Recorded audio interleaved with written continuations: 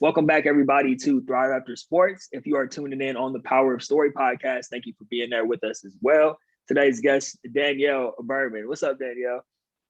Hey, Taj, how's it going? Thanks so much for having me. It's a pleasure to have you here. For those of you who don't know, I don't know if you've been living under a rock. Maybe you haven't heard of Tackle What's Next, but Danielle is the founder of Tackle What's Next. And before we even dive into this interview and hear Danielle's story, I just got to give a special shout out to my man, Marcus Austin, for making this introduction. Danielle and I have had some great conversations since we first connected, just the first of many conversations, but it doesn't happen without Marcus. So Marcus, if you're listening, man, thank you for that. Danielle and I have been on each other's radar. We have like 140 mutual connections on LinkedIn or something crazy like that. We've been following each other's work for like 2 years. So when we connected, we're like, it's about time. I feel like I already know you, you know? But 100%. yeah, I really want everybody to just hear Danielle's story because she's up to some amazing things. And really, like I always say, I feel like she's just getting started and just getting warmed up. So Danielle, can you please, for the people, I know I introduced you as the founder of Tackle What's Next. Can you give people a little bit more background into who Danielle Berman is? Yeah, well, thank you so much. And yes, thank you to Marcus for making this happen, long overdue. I founded Tackle What's Next really to support athletes in what's next. Really, that was the impetus behind the name and the program. But really, my passion is for supporting athletes and prioritizing themselves after sports. So, I think a lot of times we kind of have a blueprint for athletes getting into sports, increasing their, competency at it, right? Excelling from high school to college to pro. But then there's nothing after that. It's kind of like, thanks for your time, thanks for your talents, good luck in whatever else you do. And so my vision really was like, I want to be that person that helps them figure out the blueprint for what's next. And that looks a little different for everyone, right? And so I think that's kind of where the motivation came from. And it's been a lot of fun. So I love events. I love what you're talking about, the power of story. I love storytelling. I think that's such a powerful way to share best practices, to create community, and to actually build successful foundations and starting points for people to stand on. I think it's a great way to kind of connect folks together. And so really that's what I try and do at Tackle What's Next, is tell stories of what athletes have done after sports, what helped him or her reach that level, what skills do they use now that they learned through their sports careers. And so it's been a lot of fun. I love meeting new people, getting to know people, and really helping them kind of plug into whatever makes the most sense for them. So I'm a big connector. I love kind of connecting the right people together too. And so it's another thing that I love to do with Tackle What's Next. So that's just kind of a little bit about me and kind of why I wanted to start an organization like this. Yeah, thank you for sharing that. And I love what Sure. you built with Tackle What's Next, because like you said, you're covering all the bases. You're teaching athletes to prioritize themselves. You're bringing in all these different people who are experts in their given fields, and you're really setting the example. Every time I look up, you got something new going on. You're not playing around. You're not, oh, we'll do it once in a blue moon. Like every time I look up, there's a new event covering a new topic with a new lineup of speakers. So, props to you for really bringing all these people together, like you said, and creating that community. That's one of the most beautiful things. I've been a fan for quite some time, watching from a distance. So, it's great to finally connect. And one of the things I wanted to talk to you about is, I know you didn't just like wake up one day and be like, I'm just going to start Tackle What's Next. Like, I know it was a road and a journey to get here. We were talking before we hit the record button, and you've had an interesting journey where you kind of started out in the sports realm and branched out and then came back. Can you talk a little bit about what that process was like leading up to everything you're doing now? Yeah, absolutely. I call it the squiggles. My path was not a straight line. It had a lot of squiggles in it. And I actually started working in sports. And the reason I even knew that working with athletes was something I was interested in was I met a former athlete who had started his own consulting firm at a conference. And I did my final internship with him. Ended up working with his team of 5 people out of Minneapolis and then Fort Lauderdale, Florida. For about 6 years. We did stuff in sports, really on kind of the events and marketing side. He had a nonprofit that he ran that I supported. It was a lot of fun. I learned a ton. But he was a serial entrepreneur. And so I was getting so many things outside of sports and just, generally new projects added to my plate all the time, that after a while I was like, I need to kind of figure out what I want to do, because I'm following this person's fantastic vision, but I don't know what I want. And so after a while, I think it was about 5, 6 years, I decided to leave sports and kind of just hit the reset button. I wanted to kind of know, if I have nothing like pulling me, where am I going to get, where is my mind going to take me? What am I going to actually want to do? I had been so busy and overworked and just stressed all the time that I wasn't actually like thinking about like, what do I want to do with my career? Like, I have these skills now. I've learned how to work in a work environment. I've worked for 6 years for a company. Like, what do I want to use those skills for? And so I just started working for a marketing agency, totally outside of sports. It was very like 9 to 5, like come in, come out, no extra work, right? You just kind of got your stuff done and went home. And so I had that space to kind of be like, all right, like, what would I want to do? What do I want to get into? And the thing that kept pulling me back was the conversations and meetings I had had with my former boss's teammates or him, and what their journeys were like after sports.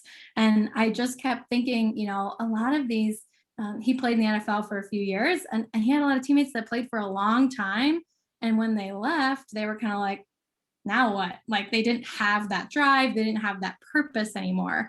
And I just thought, isn't that a shame? Because they were so amazing at what they were, put so much time into. If they could just find something else that they loved, maybe not as much as football, but at least we're really enjoying, they could put the skills that they've learned into this next thing and be amazing at that too.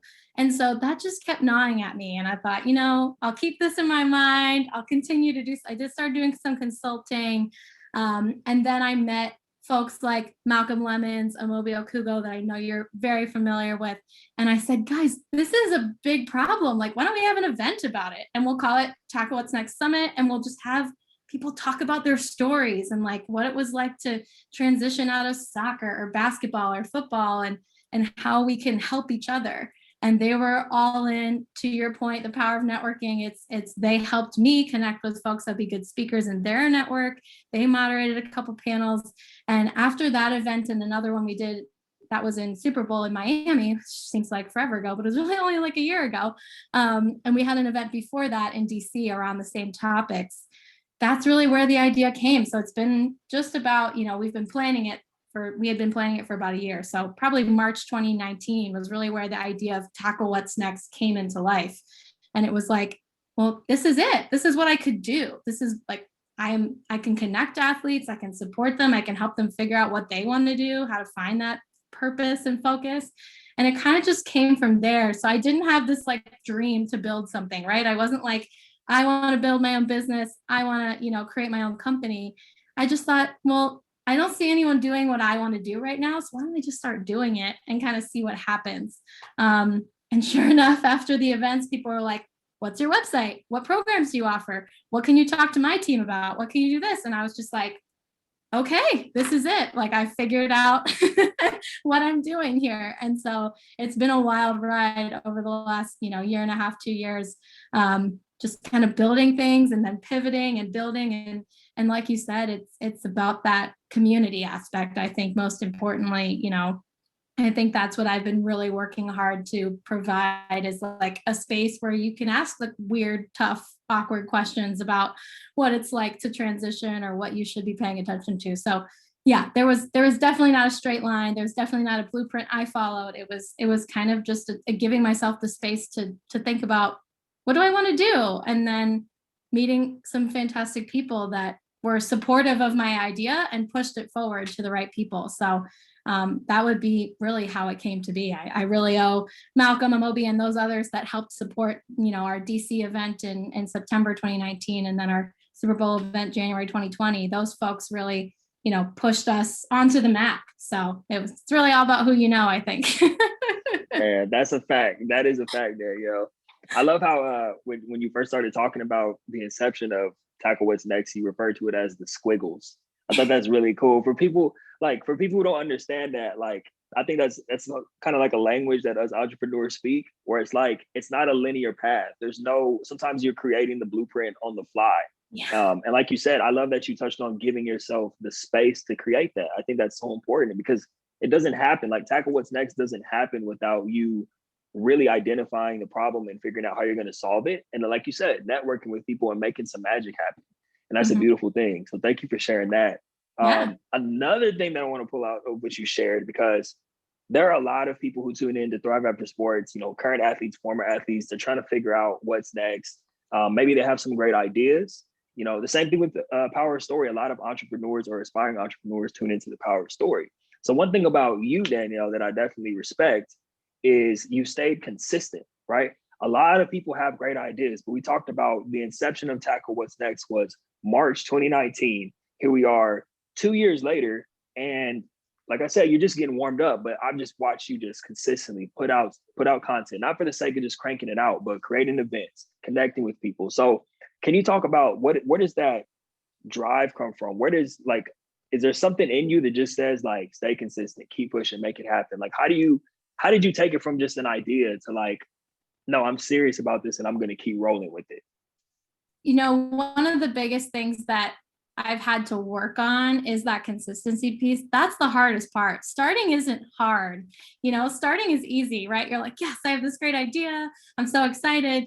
It's the days where you wake up and you're like, God, I'd rather do anything but sit down and have these calls or get on the computer, that you have to have that, like that drive. And I think really what's motivated me is the fact that this is something that I feel I can uniquely help and support. And I've put that pressure on myself to say, you know, if you don't do this, let's think about the opportunity cost here. So I really put it on myself to say, look, this is me. I have a couple team members now that are part-time and support us, but I'm the power behind the business. So, you know, not that I don't take days off and give myself space. I absolutely do. But when I wake up on those days, I go, well, you know, look at all these folks that are waiting for our next content piece or waiting for our newsletter, right? I get those emails that are like, your event gave me this amazing opportunity to sit and think about what I want to do when I retire or when I, you know, graduate from college and stop playing sports. You know, those are the things that really keep me going.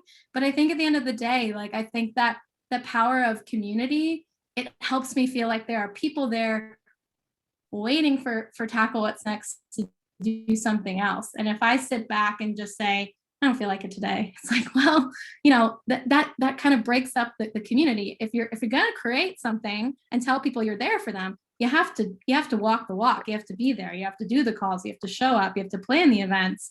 And I think there's power in stepping back a little bit to refocus as well. But I do think, especially early on, you have to be committed to, especially any entrepreneurs listening or any athletes listening that are thinking about what their next chapter is. You know, not to say you can't change your mind, but when you start something, that's the quick part. You start, you do it. The power behind it is showing up every day and continuing to push. And so, you know, I don't know if there's one thing that motivates me, but I think it is that kind of, people are counting on Tackle What's Next to be successful. And I think there is some pressure on, you know, is this going to work? Is this not? Every business owner and entrepreneur feels that pressure. And I think that definitely keeps me pushing forward. But I think consistency becomes so much easier if you just keep going. Like if you just say, I'm just going to do what I got to do today, even though I don't feel like it. I'm going to get that content piece out. I'm going to schedule that next event call. Like, I'm just going to keep going on the minimum. Maybe I won't start a new project today, right? I'm not feeling it, but you do have to keep pushing it because you'll lose your momentum. And, you know, I think, I'm a slippery slope person. If I give myself, you know, oh, I don't have to go to work today, then the next day I'm like, I don't feel like going to work today either. So I have to keep pushing myself to say, look, this is you opted into this. So if you're not number one pushing this, why should anybody else? And that's kind of where I get my motivation, is I have to believe in it and I have to want to work just as hard, if not 1,000 times harder than anybody else is going to push and believe in it. So I really take that to heart and say, why would anybody care about Tackle What's Next if I'm not putting my, 100% effort into keeping it going, keeping it consistent every day? That was a rambling answer, but there you go. No, that was a drop the mic moment is what that was. if we were in person right now, this is the part where you drop the mic and walk off stage And and walk everyone away. goes crazy. It gives you a standing. Oh no, that was there were so many gems you dropped in there. Something that I want to pull out of it, because underneath all of that you shared, there's a lot of gems in there. Underneath, something that was like I kept hearing in my head, it's taking your eyes off of yourself, because that is what you're really getting at. It really has nothing to do with you. Of course it does. This is something that you saw a need for and you wanted to build and create and keep this thing going. But what keeps you going is focusing on who you're serving and who you're helping. And this is so important for people to hear, because I do a lot of coaching with young athletes, and of course, a lot of them want to get into business. But I think entrepreneurship becomes, sometimes it's like this cool, trendy thing right now. Like entrepreneurship is cool, but like you said, Danielle, it's not always pretty. It's ugly. There's times you don't feel like doing it. You have to do things that you don't want to do a lot of times, just like working in a regular 9 to 5. Yep. But it's that focus on other people that keeps people going. So thank you for sharing that, because I think that's needed. That conversation is needed. So man, whew, we getting the episode right there. But man, I got a lot more. I'm gonna utilize this time that we have. So another thing that I really respect about what you're doing is that you can tell you actually put thought into the events you create and the topics that you're covering. And so I'm not saying this to knock anyone, but more so to give you a compliment. I think some organizations that do this type of work are box checking or covering very basic topics that don't go deep beneath the surface. You're the polar opposite. So my question for you is, how do you go about, choosing what type of topics you want to cover, what type of speakers you want to bring in, and what needs to be addressed when we're talking about the transition in life after the game? Yeah. Well, first of all, thank you. I'm glad to hear you say that. It's very kind of you to say. And I do this is something I put a lot of time and thought into. I think when we started doing virtual events, I was doing a little bit of like, let's see what people want to hear and let's throw stuff out there. But the events that really stuck out to me the most were the ones that we had really, I think, a need for. Is just like kind of polling the community, seeing what was going on, like especially in a year like last year. I think the immediate thought was like, let's provide some resources and not just say like, here's how to update your resume and here's how to like get your LinkedIn ready. Like, let's actually talk about what people are going through and how we can all just kind of have, again, I always come back to that sense of like community. Like, you're not here by yourself. It's okay not to be okay, or it's okay to be doing really well during this horrific time, right? Like, I think just having those different perspectives. So, when it comes to a topic, one, I try and think about like what's relevant and going on right now for whether it's athletes or folks working in sports, whatever the topic of the event is. So topics like name, image, and likeness, right? Impact and athlete activism has been huge and something I'm super passionate about. And then also just, beneath the surface topics. So talking about like athlete identity and actually asking like, what is the challenge and how did you overcome it, right? And I think the way that I really focus on making these events so focused on the topic is that I find speakers that I know could talk about this at all, anytime, whenever they're pros at talking about this, or they're living it. Really, I kind of like to document, not create. There's a lot of amazing folks that have an athletic background that are working in these fields or doing this work. So instead of trying to kind of create our own content and say, hey, here's what you should do, it's like, why am I doing that when, Taj, you could come on and talk about mental health from your own experience and from the work that you're doing. I think that to me is so much more powerful if someone can share what they're actively doing and document, not necessarily create what should be happening. I think we live in a world of like, we should do this should happen, but let's talk about what reality, right? Like, let's talk about where we're at. And I think especially for folks that are thinking about a big change in their lives, right? Young people thinking, I can't play sports anymore. What am I going to do? We have to talk about the reality of that, not the like beautiful ideal picture, because 90% of the time, unfortunately, that's not the way it works out. So, I think I really intentionally focus on getting speakers, one, from different perspectives, right? I don't necessarily want all former NFL players on a panel, maybe one, but I also want to hear from a college track athlete. I want to hear from, a former Olympian. I want to hear from folks that have different athletes' stories because it builds that sense of community. Oh, wow. I didn't even think about that aspect of it. She had a great point about what it's like to, travel internationally and play internationally with that cultural aspect. So interesting. Maybe that's something I want to think about. I think it gives you that sense of perspective. One, that there's a little bit of difference to every single person's transition. So it's okay if you're not experiencing this, and it's okay if you are. But at the same time, it hits on those themes where everyone can say, this, I'm not crazy. This is hard. This is the challenge. And I think that's really what I want to kind of go beneath the surface. This isn't necessarily something that you see, in a in a, like, here's what you need to know before you transition. Like, we want to, that's great. You need that. But we want to go below the surface, and we want to have conversations about the good and the bad. And I think I'm just really intentionally trying to focus on being real above everything else. Like, if it's been tough, let's talk about that. If it's been great, let's talk about that too.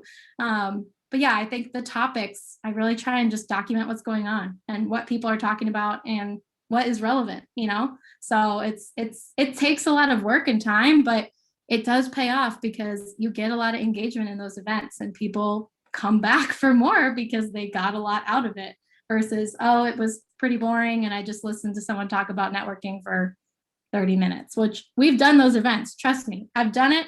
We've hosted them and I didn't like it when it ended, like I've learned, and it's a learning process. So I didn't just get here overnight. I've been in those positions where I'm like, what was the impact of this event?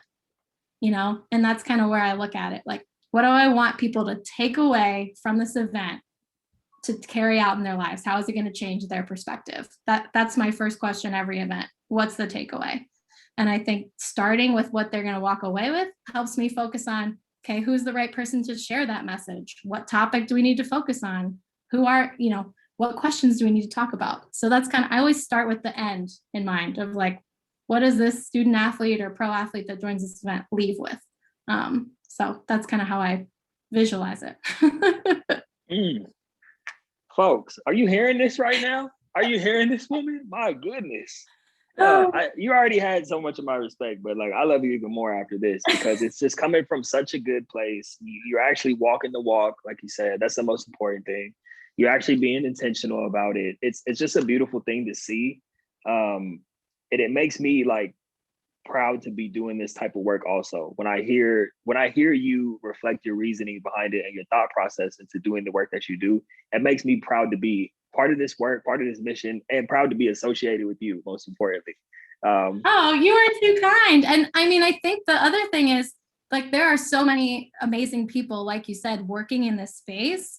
And I think the best part about being able to host events is that you get to highlight how many people can share value and expertise in the space. And it doesn't have to be competition or what school is better or what's this, it could be like, hey, we're all going through this. Everybody goes through this that plays sports at a high level. Let's just stop worrying about it, what everyone else is doing, and let's start supporting each other because it's a cold world out there, and you need that community to just, instead of break you down, build you back up and be like, look, we're here for you. So yeah, I mean, right back at you. I think there's so many amazing people in this space, and you are certainly one of the top folks that when I think of life after sports, and to your point, your book and your podcast and your work, Thrive After Sports, that's the goal, right? We want people to succeed. So yeah, right back at you. I think it's certainly, there's a good group of people in this space, and it makes me excited to keep working in it because everyone is genuinely excited to help the athletes forget what they're getting out of it, right? It's what impact is it and making. And I think that's what I love about being in this space, is everyone's in that same mindset. Definitely, most definitely. Yeah, thank you for that. Thank you for your kind words. I received that 100%. And it's funny because I've been working on receiving words of affirmation more. But it's funny you bring that up too, because it's like you said, it doesn't have to be competition, and I think people are starting to wake up to that now. I think it's interesting how as athletes we all kind of go from this group of like running with the team, and then you go out and a lot of us are kind of like the lone wolf in business, and it becomes competition. Where it's like, I've always had the mindset from the jump, like we're all working on the same mission. Let's figure out a way to collaborate and support. It's going to take a village to be able to, provide resources for that next generation of athletes. So totally. With that being said, you've already given us so much already, but I think just asking you this question directly could bring up even more.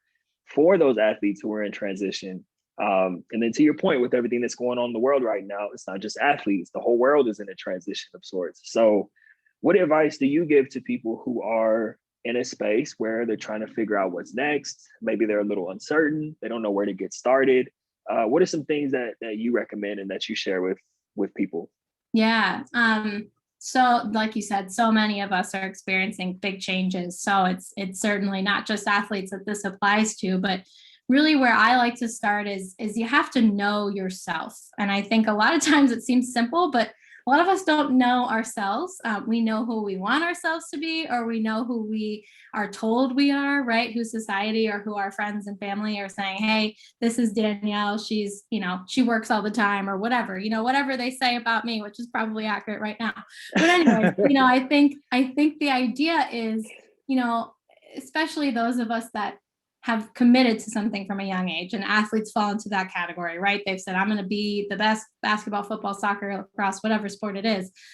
You get in this funnel that where this becomes your identity. This is who I am. I'm putting in the time. And so it's who I am. And so you kind of need to step back and say, okay, let's go back to third grade me. What did I enjoy? It takes that almost simple time where you think it's a waste of time, but it's really not, where you have to give yourself the space to sit and say, what are some things I enjoy? Literally write it down. I love chocolate ice cream. I love the ocean. I love traveling. I love it. It starts with those broad things, but then it might be, I love empowering people. I love help. I love stepping in and solving problems, right? Those deeper things come once you start to familiarize yourself with what you enjoy doing. So you have to get to know yourself a little bit more. And I don't think we're so focused on, again, what other people think of us. Social media has contributed a ton to that, and what our profiles look like and how people are following us. But the most happy you will be, and I'm still working on this, I'm still mastering this myself, the most happy you'll ever be is if you are comfortable with who you are and not worried about if you have 1,000 followers or 10 followers or whatever it is, whatever you're posting out there. It should be enjoyable for you. And so I think that's the big first step, is you have to know who you are, because I think a lot of times we try and jump into something to go, well, I played sports, so I should just go work in sports. But that's not going to light everybody up, right? It might not be something you enjoy. The business side of sports is very different, and it's not necessarily a fun career just because you love sports, right? It's might not be. So my advice is really, you got to kind of do that research on yourself. What do you enjoy? What do you actually want to do? But at the end of the day, too, what impact do you want to have? Because I think we get focused on the job we're doing and not the result or the outcome of that job. Tackle What's Next could look a million different ways as long as I'm achieving the impact that I'm having. So if something changes in a year, something else crazy happens, and we have to pivot the actual doings of what we do, the impact will be the same. I'll find another way to create community, to build resources, because that's my goal. And I think people get so caught up in the title or what they actually do day to day that they lose sight of the most important thing is, what are you actually impacting? And if you can start from that, again, going back to starting at what the end result is, if you can say, I want to help, empower people to own homes, right? Well, how do you do that? How could you do that? What strengths do you have? What interests do you have? Are there ways that those collaborate, right? And I think there's a lot of ways to go about doing something if you know what you like to do, what you're good at, and what impact you want to make. So if you know those three things, there's a lot of opportunities for you if you just kind of think about, how could I combine them together? It might be working for someone else, it might be working for yourself, but at the end of the day, I think people get caught up in oh, I want to be founder and CEO. Like you said, I want to run my own company. That might not be it for you. And that's totally fine. You can work for somebody else, make good money, and invest or support or empower whoever you want with those funds, or use your work to do that. And I think, to me, I think that's the biggest piece of advice I give people is you got to know who you are and what you want to make an impact on, to really kind of figure out what's next for you. And that's not something that happens in a day. That takes time. It could take you 6 years to figure that out, but you got to start. You got to start thinking about that, and you got to try. You got to try doing things. And if something doesn't work, you can't be afraid to be like, didn't like that, moving on, right? That's totally okay. And I think we're in this culture of like, oh my God, you failed? Like, so scary. It's like, no, I didn't fail. I just like tried it and I didn't like it. And now I know, and I learned some things, and I'm on to the next thing. So it takes time to get there, but you got to get there. That's the first priority before you decide what chapter is going to be next. You got to start to think about up here. That is so good. Amen. Danielle is taking us to church today, folks. I kid you not, Danielle. There was a moment where I was sitting here listening to you speak, and I forgot I was interviewing you for a second. I was like, this is a really good show. This is really good. I like what she's talking about. And I was like, oh, I'm actually in the middle of interviewing Danielle. But no, all jokes aside, that was that's just phenomenal. Thank you for sharing all that. I'm excited to listen back to this episode. And you're making it difficult for me because I'm going to have to find some clips that I want to post on social media and all that. You're making it very difficult because the whole episode is so good. No, please don't stop. I'm not saying stop bringing the heat. Yeah, that was amazing. Thank you for that. I don't have anything to add. Why would I? I want to talk about what's next for you, because not only what's next for Tackle What's Next, but just for you as an individual. Like, we can talk, near future, long term, short term, but like, what is on the horizon for what you're building, big picture wise? Yeah, I think for me and for Tackle What's Next, I think my background, and especially my interest in working in sports in the first place, has been the community aspect of it and the impact sport can have in changing society, right? Sport is definitely a microcosm of society, I think, and it reflects back to us some of the things maybe we don't like, and kind of gives us that window to say, are we sure this is what we want to do? We don't want to fix this. And I think, to me, I would love to spend more time working in that area and really helping. Again, I said, I'm a huge believer in the power of athletes and sports to really make those big changes, as we've seen in the last, 70 years, really, but especially in the last year and a half. Athletes have a platform that they're using, right? I think that's really important to understand. And so I think for me, I'm definitely working to do more of that type of support and work and conversations, even within Tackle What's Next. But it's certainly something that even, conversations I'm having with folks that, I really do want people to understand the power that they have to make an impact. And I think for Tackle What's Next, I like what you said. I think we are just getting started. And I think, the beauty of being such a young company is that we're able to kind of continue to learn and grow in this really flexible space. With COVID, I think created this sense of like, I wouldn't say uncertainty, that's true, but I think it gives you just this space to play, to kind of learn and grow and try things and not be afraid if they don't work, because whatever, we're all trying new things, right? So I think it gives you this space to kind of say, let's throw stuff at the wall and see what works and see what doesn't. So we've played around with an incubator accelerator that we're hoping that would focus on impact projects with athletes. We kind of soft launched it, tested it in the spring, didn't get a ton of bites. So we're kind of refocusing it because we're like, hey, like, this is still something that's cool. Maybe it'll be an event. Maybe it'll be something that comes out in the fall or the spring. I think it just gives us this flexibility to play around with it. But we're definitely continuing to build on events. We've got one coming up in May on the 19th with Team Ultimus around name, image, and likeness, which obviously is going to change everything in the college space and probably the pro space too.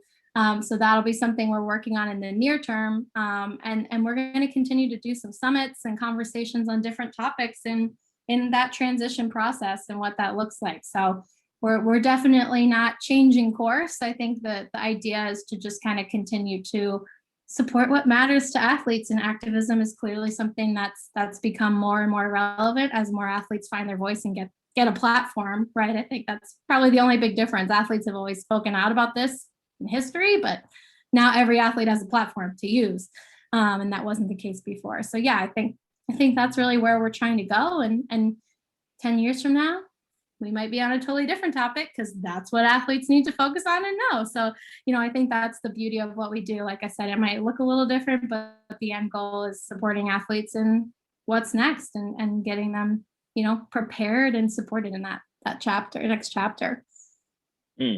Beautiful. Well said, Danielle. I know you talked about your event on the 19th. Can you please point people in the direction of how they can get in touch with you? How can they learn more about Tackle What's Next? All of that. Please point people in the right direction. Well, yeah, absolutely. Our website is tacklewhatsnext.com. Everything is there, upcoming events, programs we offer, all kinds of stuff there, as well as some of our content.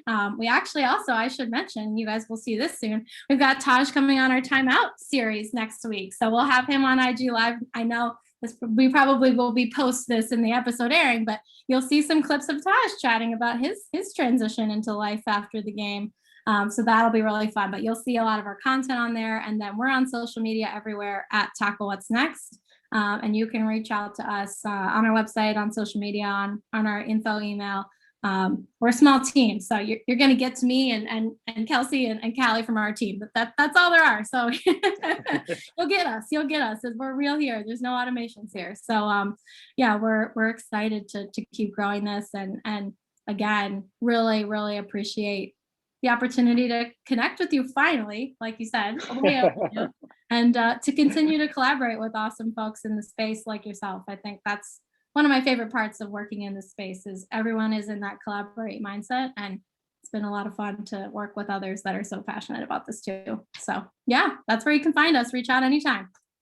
Awesome. Well, Danielle, by the way, anybody listening, we'll have all of that linked in the show notes. But definitely go check out what Danielle is doing. Make sure you get in touch. As you can tell, this woman is not playing any games.